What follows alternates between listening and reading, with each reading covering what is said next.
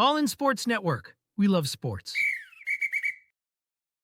It is Saturday, January 18th. We're a couple days away from the national championship game, but we are in not full off-season mode. That will be the dog days of summer, but we do have an off-season topic of discussion that we're going to get into today on our 100th episode of All In Horn. Yeah, buddy. Hey, I'm Tanner Carlson. That's Jake Jimerson. This is your daily fix for all things Texas Longhorns. We want to shout out big thank you to all of our listeners. We've got some great feedback from a lot of people, some, hurtful comments from mostly Georgia opposing fans who are just hurt by us coping whenever we take a loss, but that's okay. We'll take it when we can get it. We love the interactions, and hey, those were some of our best numbers that we ever did throughout these first 100 episodes. We can't wait to give you 100 more. We can't wait till we get a full year under our belt and we get into next season because this isn't going away anytime soon. For the foreseeable future, we're here, and we're going to make this thing last as long as possible. But like, share, subscribe. We thank you so much. We're just over 600 subscribers. We'd like to get to 1,000. We wanted to get to 1,000 before the playoffs ended. Hey, maybe before March Madness. How about we try to get to 1,000? But we want to thank everybody. Again, like, share, subscribe. It doesn't cost you a dime. We're here to give you content. And if you want us to talk about something specific or you got questions and we can do a mailbag episode, let's do that. That'll be a fun time. But Jake, 100 episodes. Yeah, kind of crazy. It doesn't feel like that long ago that we discussed doing this and then started it shortly thereafter. And then the start of the football season kind of started it right as football season was starting.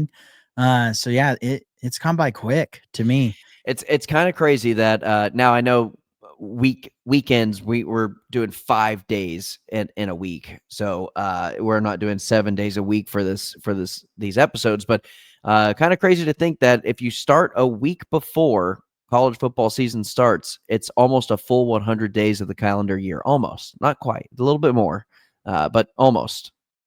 Yeah, well, especially now with the 12-team playoff, right, made things much longer than it normally would be. But no, it is kind of crazy because it feels like college football goes by so quick, and then it feels like an eternity until it comes back. I know, but it really is a good length season, but the wait is always longer for it to come back. Oh, absolutely.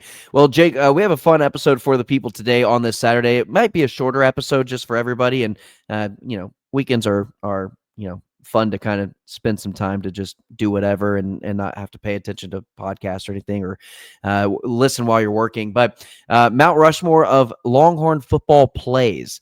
These are going to fall for us, our Mount Rushmore. And this is not, an official list of the history of Texas Longhorns. So the majority of these plays are going to fall between the years of 2000 and 2025. Like that's just going to be the bread and butter. All of them are going to.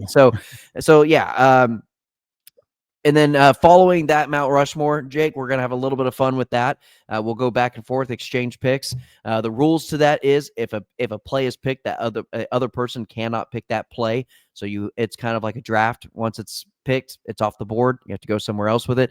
And then college basketball Saturday slate of games. Great slate of games, especially in the SEC this Saturday. So if you weren't planning on sitting down and watching college basketball, spend some time on your couch this weekend, get some NFL college football playoffs in, or college football playoffs, get some NFL playoffs, divisional round in, and then get your Saturday slate of college basketball in as well. So, Jake, how are we going to start this Mount Rushmore? Who gets the first pick? That we all know what that first pick is going to be. How are we going to determine this? Do we need to do a random number generator on a screen or a coin flip on a screen? How about we do this? Okay, I will think of a number, and we got to play the honest game here. Okay, I don't know if I trust you. You shouldn't. I've known you too long to trust you. You shouldn't trust me, without a doubt. You shouldn't trust me. But here's what I'm going to suggest: you let me know if you want that or not, or if you've got a coin sitting next to you within arm's reach, we can just flip a coin.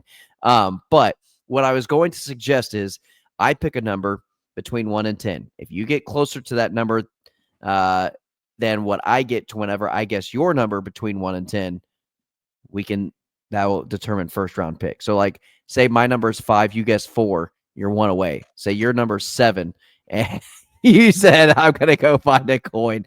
He said I'm gonna find something. What is that? What is that? It's Oh, dice. dice. Okay. All You right. pick 1 through 3 or 4 through 6. I will take the other. I will roll it here. I will take a picture of it if you want. No, that's fine.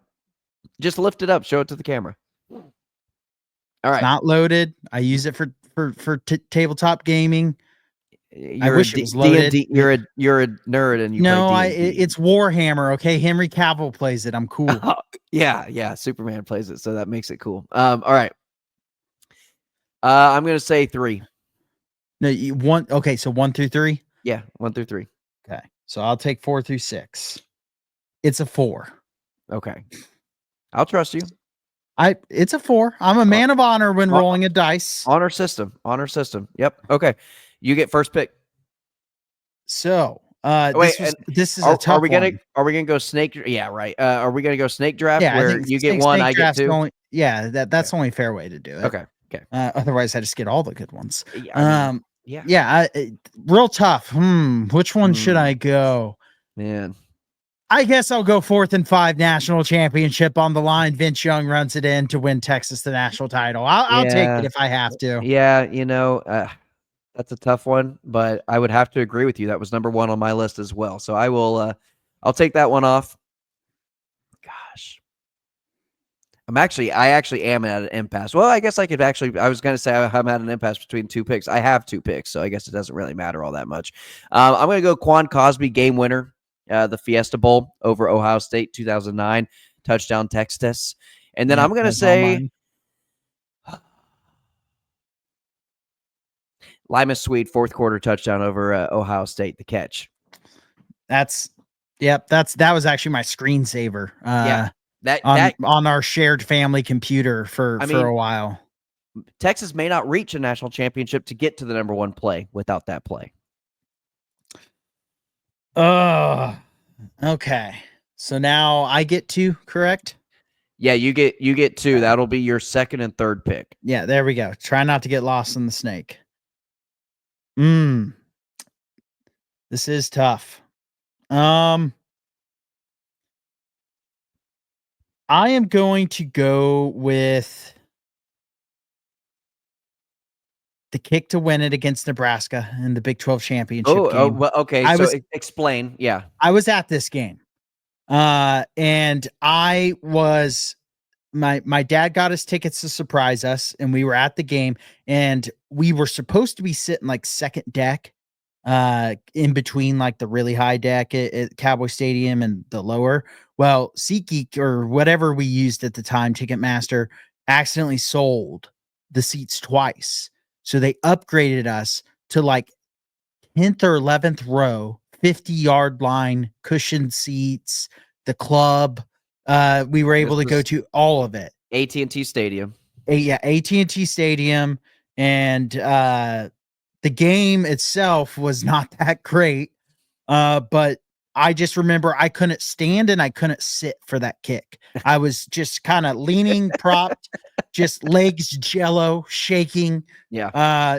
Thinking Texas was not going to go. And then, also the drama leading into it, the 1 second left. Yeah. Nebraska celebrates the national championship and just witnessing all of that live. Big 12 championship. Yeah. Big 12 championship. All of that amplifies that moment for me. And being there obviously puts a bias on this. I probably have another one that will come up that I have a bias on that could be on my list.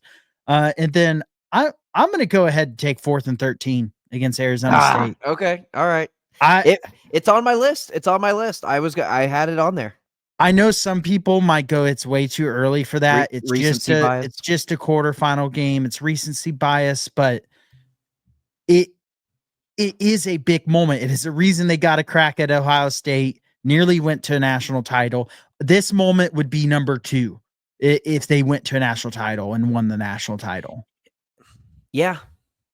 Unless something incredible happened in one of those games. Yeah, if Texas wins the Ohio State game and gets to a national championship game, I think then it would have been my second pick right after the Vince Young play. Yeah.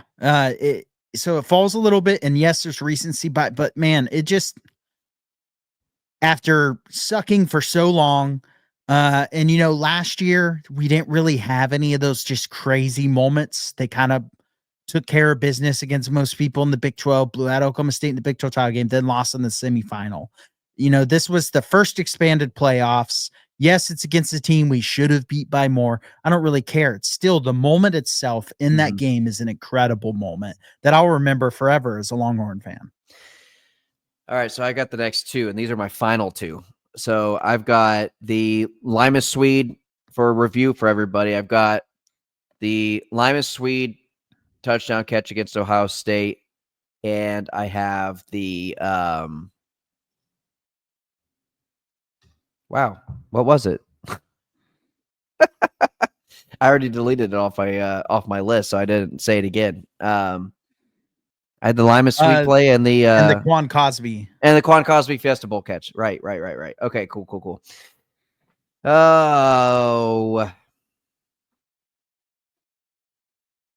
Jordan Shipley kickoff return for a touchdown in Red River rivalry game. That was gonna be mine. Yeah, 2008 Red River the 2008 Red River rivalry in general is one of my all-time favorite. That might be on the Mount Rushmore of Texas Longhorn games played. But yeah, the Jordan Shipley kickoff return, that, Jake, it was 14-3 in the first half, and he returns that kick, and it completely flipped the entire game around. I mean, it was a huge moment, and Texas ends up going to a national championship that year. I've got it between two more, and I think I have to go to the one that I remember more vividly in my brain than the other one, and just a pure memory nostalgia moment. The Vince Young 60-yard touchdown run in the Rose Bowl against Michigan. I think I'm going to go with that. That's good. It was on my list. I'll let you finish before I give. Yeah, we can both list a couple honorable mentions. There, I definitely want to. And there's ones that I'm gonna think of tonight and then be like, why didn't I put that on? Yeah. But I'm gonna go the 80-yard touchdown run by Vince Young against Oklahoma State in the third quarter. They were down 28-12. And then that set the tone for them to end up not only coming back, but blowing them out. Which is bizarre. If you look at the final score to that game, you'd be like, why? I think it was 47-28. Yeah. And not only that, but on that run, he pump faked the camera 5 yards downfield. The camera, I went back and watched the replay today, and the camera literally shoots across, and I remembered it. But there's so cool seeing the replay still has it. Yeah. And just the cameraman just getting faked out by his pump fake when he's way across the line of scrimmage. He's already gotten a first down, I think. And he pump fakes the camera, then runs it. And then it, that set the tone for what turned out to be a comeback, which was on the national championship season. So you could argue, if they don't come back, that's kind of one of those turning moments in a season. Mm-hmm. Sometimes you forget. But it's just one I've always remembered because I think we had my whole family watching the game at the house. We're all freaking out at halftime. And then that once that play happened, we went, okay, yeah, they're going to win this game. Yeah. And Jake, I think with I have that. That was my final pick. That was your final pick. So yep, those are the four picks. So Lima Swede, Quan Cosby, and I had the Jordan Shipley and Vince Young 60-yard touchdown run for a touchdown in the Rose Bowl. Yeah, I think all I only had one that was in the regular season. Ironically enough, yours are all bowl games. Yeah. Mine or Big 12 championship, 4th and 5 national title, 4th and 13 quarterfinal. The kick against Nebraska, the Big 12 championship, 80-yard touchdown run in the regular season game. Oh, I had two regular season games. I had the Ohio State game with Lima Swede in week 2 or 3, and then then the Red River rivalry game with the kickoff return from Jordan Shipley. So cool. Well, hey, let us know in the comments who y'all thought won, and then give us some suggestions. What did we miss out on? Let us know. But some honorable mentions, Jake, that I have that I did not announce. Ricky Williams record-breaking 60-yard touchdown run against Texas A&M.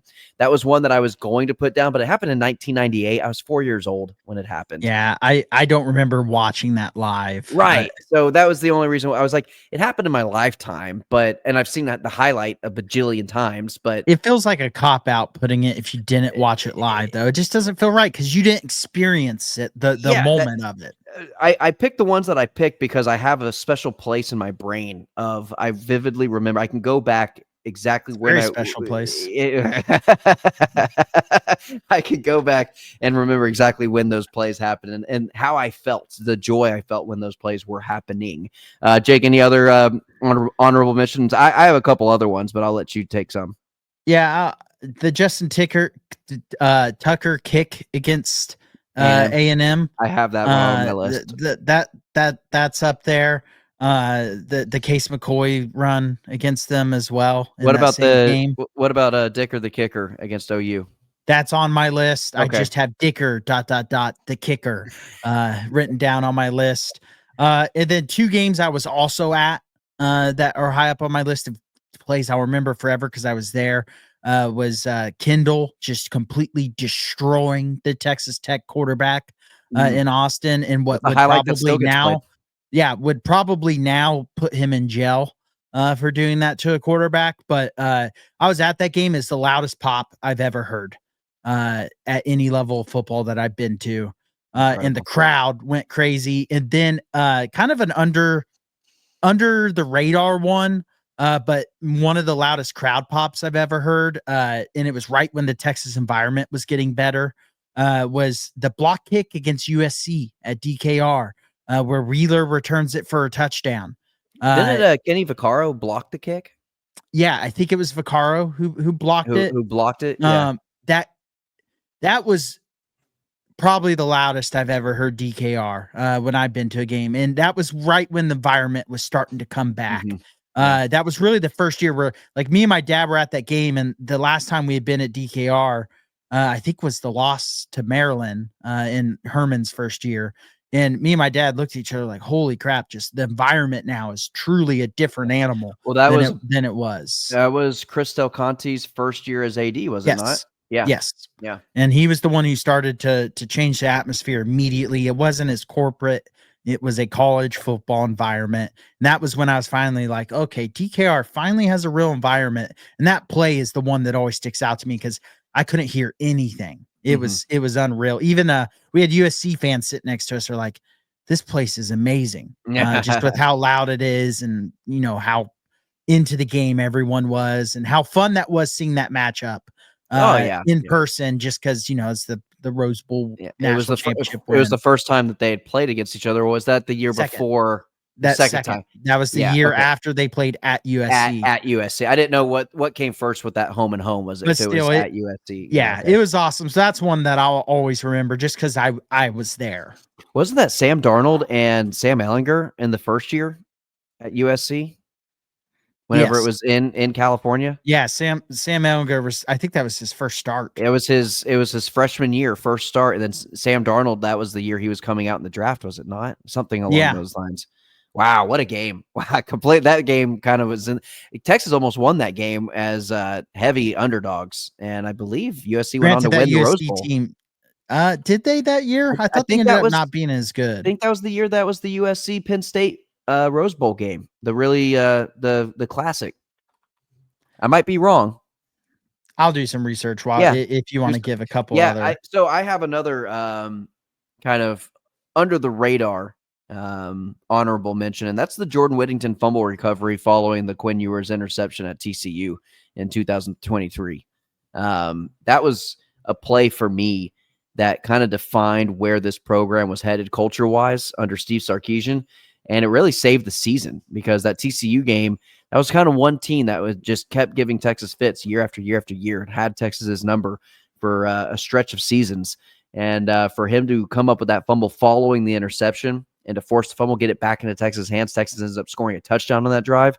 And then on their way, obviously, to win the Big 12 that year. I just thought that was a play that will always stand out to me. So that USC team, they were ranked 4th at the time. They won that game in double OT. Mm-hmm.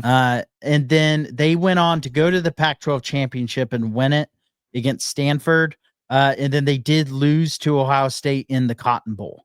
In the Cotton Bowl. Okay, so it must have been a different year where they played the Penn State Rose Bowl game. That must have come a couple years afterwards. But yeah, sometime around that time. But still, they were still a pretty good team at the end of that, whereas Texas was what they were always during that decade. Other than the years they were really bad, they were around an 8-win team.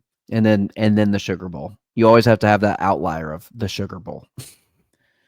Oh yeah. They ended the year 7-6, 5-4 in conference. Yeah, that's not surprising. So. The Tom Herman Classic. It was but that was also Tom Herman's era of, well, you as long as you keep improving each year, we're building something here. So this is that year. They had the close gritty loss, kind of like Rodney Terry basketball. Close gritty loss to Oklahoma, who was number 12. Close gritty loss to Oklahoma State, 13-10. Ugh.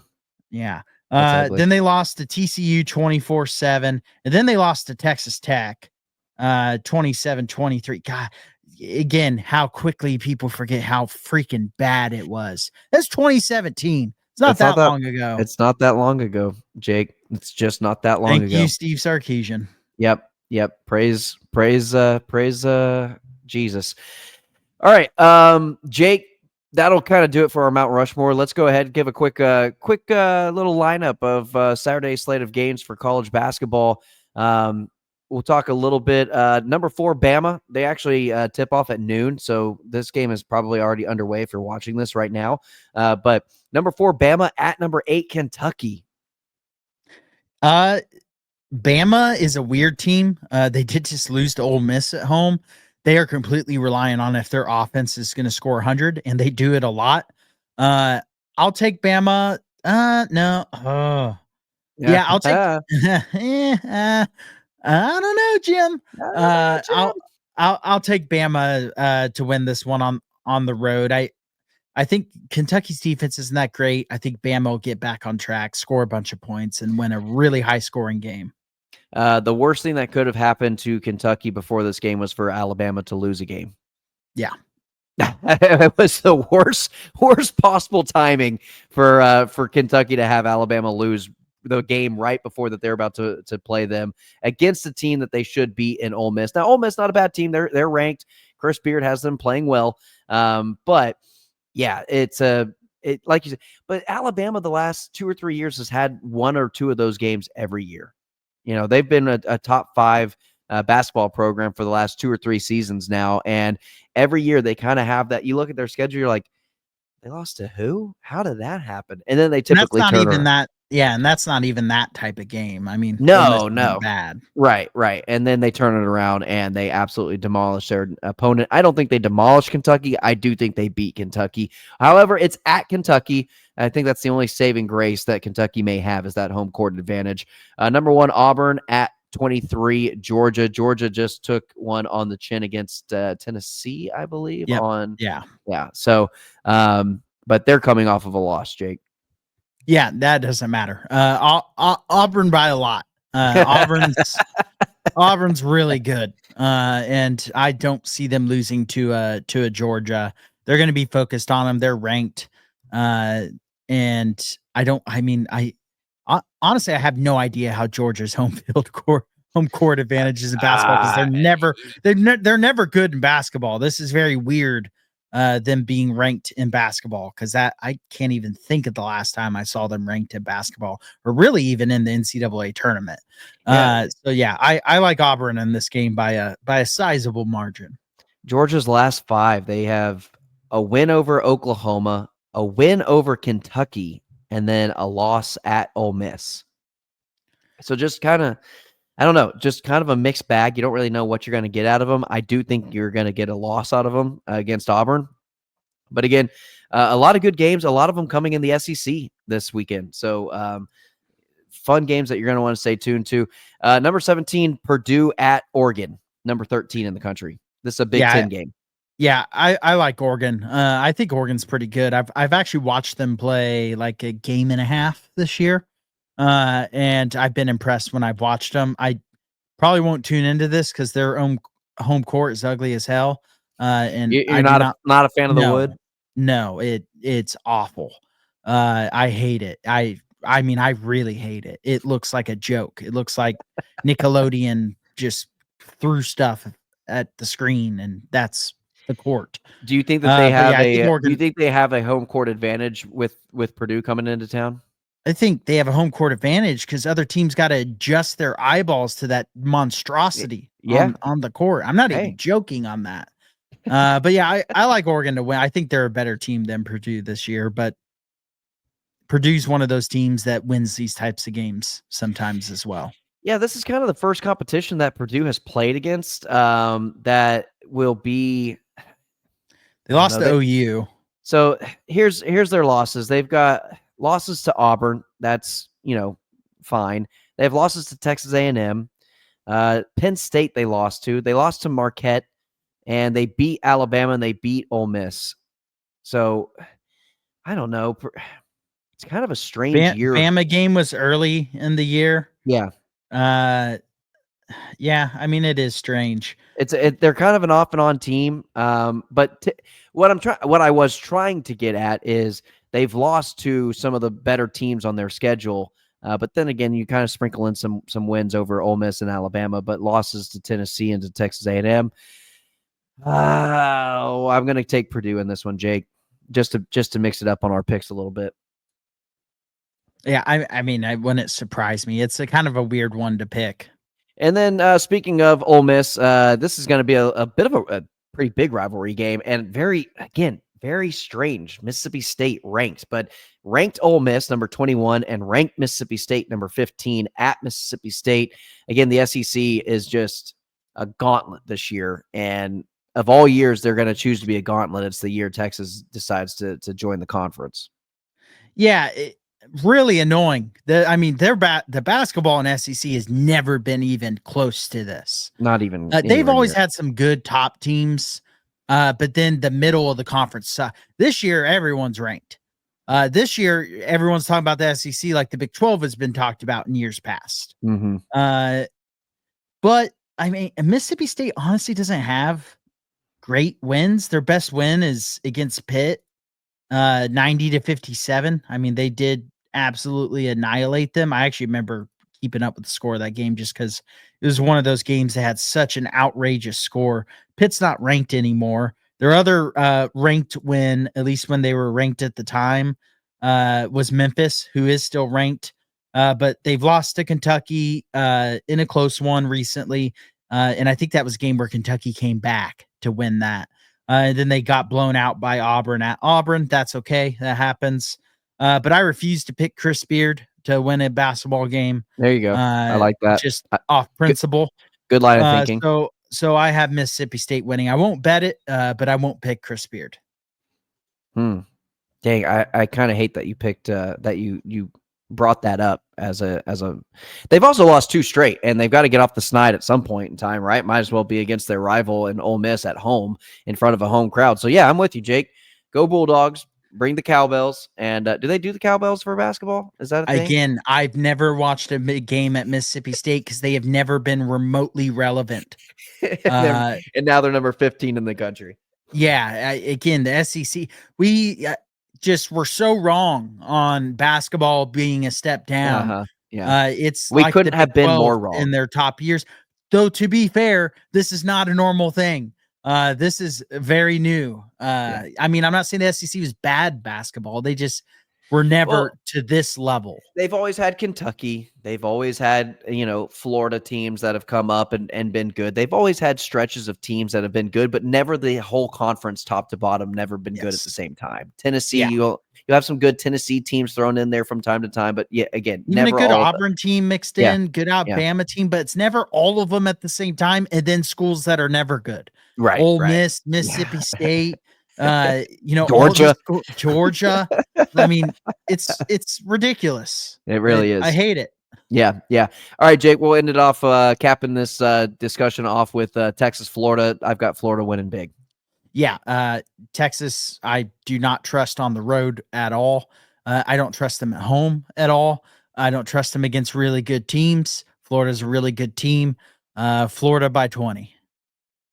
That's going to do it for today's episode of All In Horns, brought to you by Rogue Sports Network. I'm Tanner Carlson. That is Jake Jimerson. This is your daily fix.